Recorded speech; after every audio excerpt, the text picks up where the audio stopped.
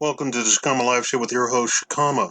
Be sure to interact with the video. The advertisers love that. Interacting means that you have advertising turned on and you thumbs up or thumbs down, leave a comment, subscribe, click the notification bell, talk to the other people, chat, and share the video in wherever you want. I think this particular topic is very shareable, okay? So make sure that you share it. Check your subscription because YouTube is in the habit of unsubscribing you. Is the $1 Detroit house worth it? You've been hearing about the $1 Detroit houses for over a decade now. Before I get into that, let me dispel the lie about Detroit. There's a lie that Detroit is full of black people, and the reason it's horrible is that black people are just awful and they ran the city into the ground. Nothing could be further from the truth. Here are the brief facts. Detroit was supposed to be the modern city. The President of the United States at the time made it the model of America. It had tremendous wealth, a robust middle class, and a Republican mayor. What? A Republican mayor? Well, we all can't be good all the time, so they fixed that 60 years ago. They removed the Republicans and put Democrats in charge of everything, every single thing, 60 years ago, and it has been an unbroken chain for 60, count them, 60 years, Democratic control. What does that have to do with anything? Just you wait. That was the beginning of the end. With growing union power demanding higher and higher wages from companies. Oh, hold on. They unionized the actual city workers. The city workers were part of unions. But let's take a look at what happened to the actual companies and the unions. The companies left with the growing union power demanding higher and higher and higher wages. So the companies left and so did the jobs. Then the white middle class, then the majority of the city. Let me repeat that. The white majority of the city of Detroit moved to the suburbs. Then the black middle class moved to the suburbs. But don't worry, these were their co-workers. They weren't just black middle class. These were actual people that they knew, right? This is Bob and Steve who works down at the company right next to me. He bought the house next door. Let's have a barbecue on the weekend, Bob and Steve. Okay? So the black and the white middle class all moved to the suburbs. Step number one. Then Democrats started their long march of destroying the city. Then the last few companies shut down and moved away, taking the jobs with them. Then the white, middle, and upper class left. There was an exodus of white, middle, and upper class. Then, shortly after that, the black, middle, and upper class left. You can't have middle class and upper class without a job, right? So they all left. What did this impact have on the actual city of Detroit? It shrunk the tax base. Oh, don't worry. The Democrats in charge of the city of Detroit said, we have the solution to this. Let's raise taxes even more.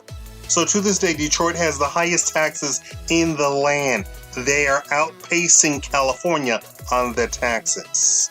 But unfortunately, only the poor still live in Detroit because they don't have the money to actually leave Detroit. This is a city now that can afford the city services like police, fire, rescue, medical, education. They shut down schools completely. Entire neighborhoods are completely gutted. Nobody lives there. You have black people living in Detroit now farming because there is no grocery store near them. But wait, there's more. The city is cracking down on some of those farms, saying that they're eyesores or, coming against them. There's no food to actually buy and sustain yourself. So they started farming. You have black people who said, I left the South to get away from farming, and here I am in Detroit farming.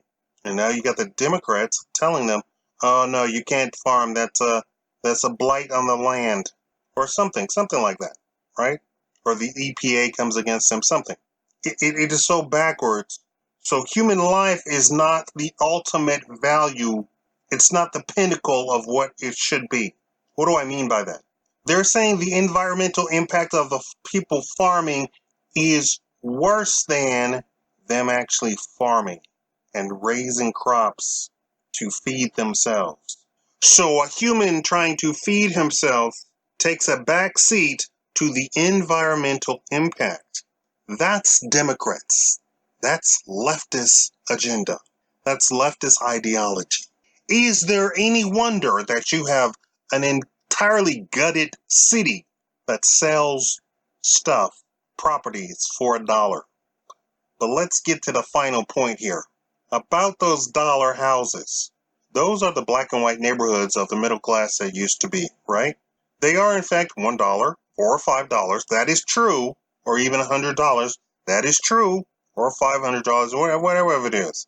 It's a ridiculous price, right? Let's say you actually bring the stuff up to code, right? That you get the house and you actually make it livable. That's about $14,000. Still, that's a complete bargain, right? Everybody agrees. $14,000 everybody here can afford, right? Except for me. Please donate to my computer went out, died. That's $450 that I do not have. Donate at paypal.me/Shakaama or cash.app/$Shakaama. If what is it like? If 10 of you give me $50, I'd be fine buying a new computer. Now, here's the catch. Do you wonder why there's still dollar houses on the market? I mean, how is it possible that years later they still have dollar houses on the market? By the hundreds of thousands. When you buy that house, the city, so you brought it up to code, right? $14,000. The house should be worth $14,000, right? Everybody agree with that? Everybody sane agree with that? No, the city assesses that house at $60,000, $100,000, $150,000, $300,000. The city still assesses that house as if it were brand new, living in the suburbs or the actual city with all of the amenities, working, and the police and the fire and everybody else working to be at your beck and call for your needs, right? All the city services. It's assessing the property at still $60,000, which means you're going to be paying $4,000 a year just on the city assessment alone in taxes. Also, that's a big word here. You have to pay the back electricity, garbage, sewage bills, which to my knowledge is illegal. That's Bob and Steve's bill. That's not Jeremiah, the new owner's bill, right? Jeremiah, the new owner, didn't accumulate those bills, right? I had that here when I moved into here. I wanted to get gas. They say, well, I said, I have nothing to do with whoever you're trying to get to pay $500. My name's Shakaama. You have my history. And my history is actually pretty good. Same thing with the internet. I tried to get internet. They tried to assess me from the previous people. And they even tried to say, this property has people who steal internet. That's not me.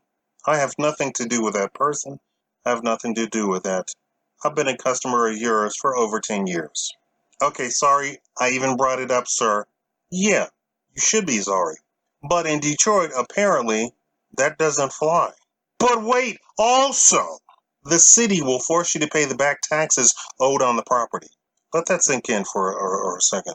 You have to pay the taxes that somebody else owes on the property that is not you. And I'm guessing the only thing that you could possibly do is take them to court, which means a bunch of lawyer fees for you to actually get that removed. But hold on, let's pretend for a second You went ahead and bought the property anyway. What exactly are you getting yourself into? Here's what you're getting yourself into. There are no police at all in those areas. There is rampant crime. They are very used to going into a house and stripping it clean.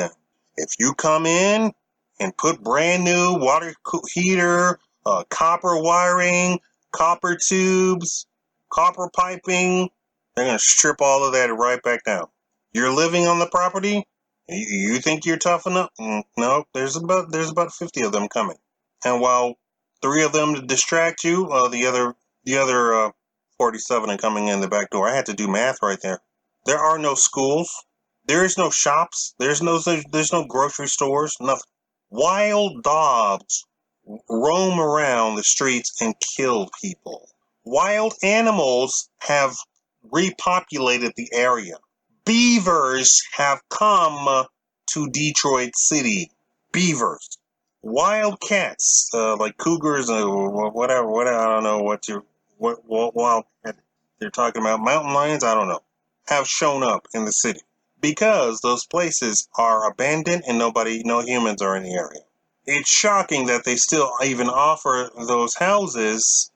Oh, and here's the thing that the city of Detroit did also. So when the people started leaving, going to the suburbs, they were technically in a completely different municipality. The city of Detroit extended its borders to capture a larger tax base. So even the suburb people had to get up and leave. And there you have it. Is the dollar house worth it to buy? Absolutely not. It's not like you're getting a house in the city where you currently live at $1 and the store's around the corner and the police actually show up and your kids can go to school and fire truck actually shows up. Yeah, that's not it's not the deal that you think it is. Thank you all for watching. Please donate. Please subscribe. Please. Thank you all. Bye bye. Oh yeah, and I have coronavirus. Bye.